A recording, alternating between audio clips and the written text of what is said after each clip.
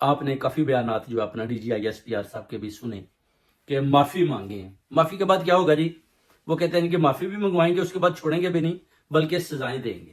خان صاحب نے بھی بولا کہ ٹھیک ہے جی، ہم معافی کس چیز کی مانگیں، آپ کس چیز کی ڈیمانڈ کرتے ہیں. آپ نے سوشل میڈیا پر دیکھا کہ اپنا D G I S P R Ahmed صاحب کے اوپر جو رد عمل آیا ہوا ہے، اس پر ان کو شرم آنی چاہیے کہ آپ ایسی باتیں کر رہے ہیں جو قوم، عوام، اوورسیز کمیونٹی، جو لوگ شعور رکھتے ہیں وہ جانتے ہیں کہ آپ کیا کر رہے ہیں. یہ بیسیکلی پرنسپل اور ڈسپلن کی خلاف ورزی ہے جو اسٹیبلش کے اندر ہے.